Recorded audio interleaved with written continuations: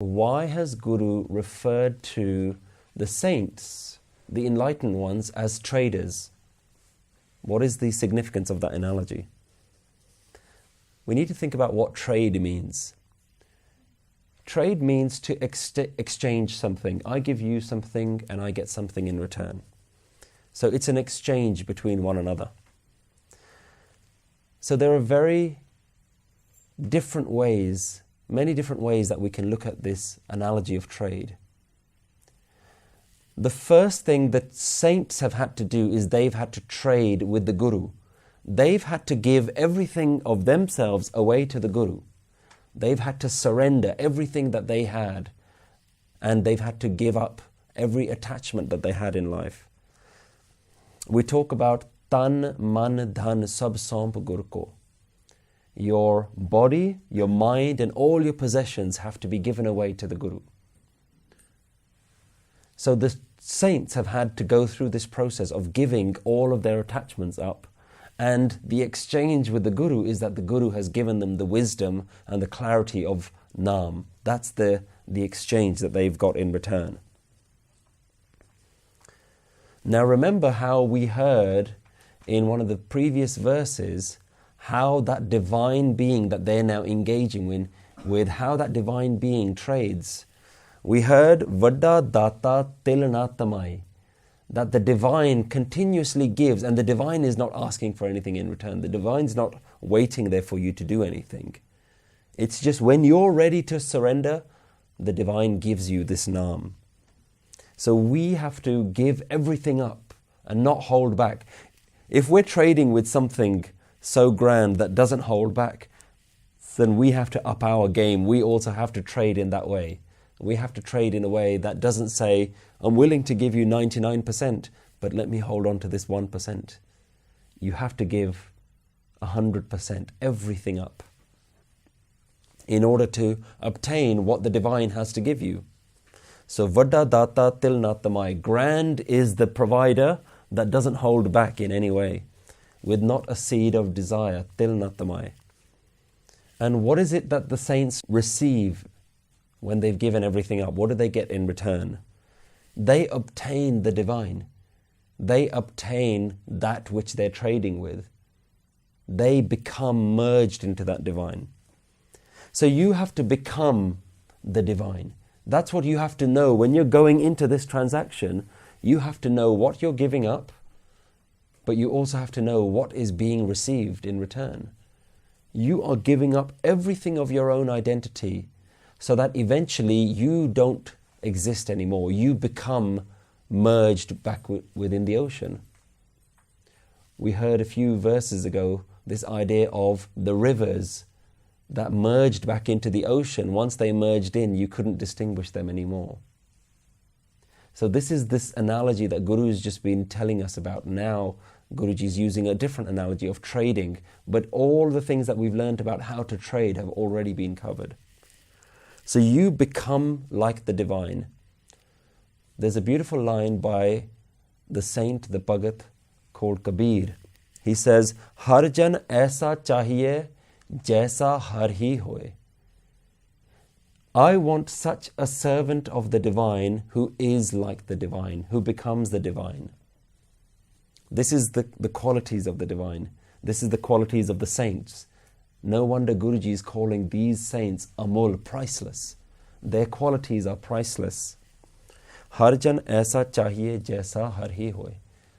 Give me such a saint who is like the divine themselves. So it's very important to realize when we're walking on this path, we've heard this analogy time and time again, but now we're making it very clear. You have to give everything up. You're not allowed to hold even a shred of anything back for yourself. You have to give up everything, but remember that you obtain much more than what you have. This is not a fair trade. We have nothing to give. Think about what you have to give. Your body, did you make it? You didn't make your body. Your mind, did you make your mind? Your possessions, did you make everything? Did you make your ability to earn everything? So in reality, what you're giving up was nothing that you created in the first place. It wasn't yours to begin with. We say in the Aarti, Tera kiya, tujhe kya arpo. Everything that I have to give was created by you in the first place. So how can I give you something that is yours already? So this is how we're giving things up. You're realizing that nothing is yours. That's how you give it up. So what we're trading in is not a fair trade. We have nothing of significance to give. In fact, we have nothing to give. But what we get in return is the whole universe, the entire divine. The divine gives you its entire self. And what do you have to give in return? Hardly anything. In fact, you have nothing that was yours to begin with in the first place. So it's like, amongst ourselves, it's like we're trading in sand. But when you go to the divine, you have a little bit of sand and the divine's giving you a diamond. Look at the difference. But until you know that there's a diamond waiting for you, you're just happy dealing in sand. And what we do with each other is we're just trading in our dirt, in our mud. We don't really have anything of significance, but there's these diamonds waiting for us. Mat vich ratan jawahar manik je ik gur ki sikh suni. If just for a moment you listen to what the Guru had to say, your mind will be transformed, your thinking will be transformed, your memories, your desires, everything will just be transformed into these ratan jawahar manik, these rubies and diamonds and emeralds and pearls. So all of this is waiting for us. So are we going to continue to trade in sand? And everyone thinks the sand is really precious. Like the sand that we own is so important because we don't have a way of valuing it against each other. In fact, everyone else is trading in sand. So you say, well, I've got a bit of sand and you've got a bit of sand, so it must be quite valuable.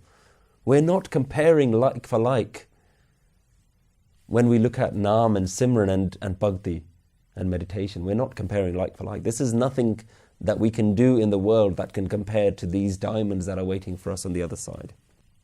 And in reality, the sand that we have, and when I talk about our sand, I'm talking about this body, this mind, these thoughts, our attachments, everything that we hold on to in life.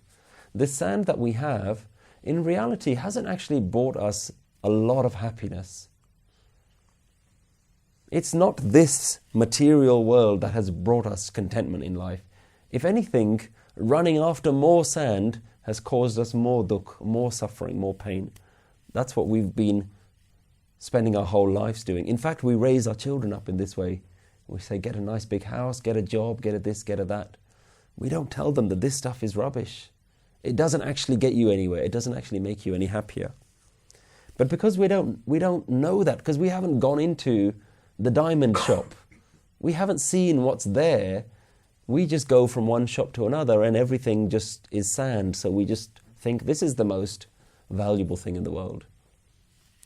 So we're all stuck in this mindset. Nobody talks about letting go of this sand. Nobody actually tells you, look, all of your possessions, just don't worry about them. They have no meaning. Because we're all stuck in this mindset together, we're all trading in the sand together. We are these traders. And Guruji is talking about a different type of trader. The ones who are trading in something far more valuable. In fact, it's invaluable. But you know what? Most people get scared when we start talking about giving your body, your mind, your wealth, your possessions, giving your family, your attachments, giving it all up. So it's very important to notice that what we're talking about isn't about giving things away.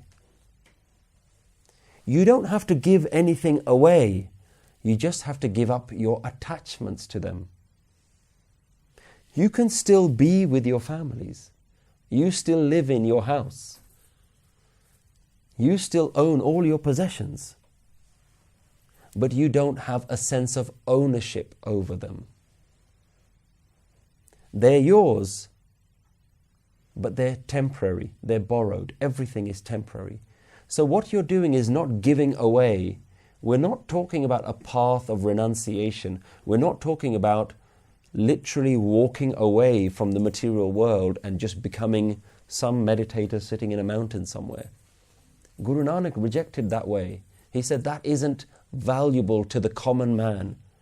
So Guruji isn't asking you to give anything away, but you have to give everything up. And there's a difference. So all you're abandoning really is your sense of ownership over these things, your attachment to these things. You no longer think that you are the keeper, the owner of these objects. That includes your body, that includes your mind, that includes all of your thoughts, your opinions, your deep personal memories. You just give them up. You don't hold on to them. You are no longer the keeper of these things. You're no longer the protector of these things. You have to be willing to just surrender. And when you've traded all these things in, what you receive is liberation, freedom. Guruji talks about mukti. Mukti means freedom. What are you free from? You're now free from the sand. The sand is there, but you're free from it. You no longer see them as diamonds and jewels and rubies. You can see them for what they are. This is liberation. You are now free. You now have a sense of delight in engaging with these things, but knowing that they're temporary. The ones who even know about this Naam are invaluable.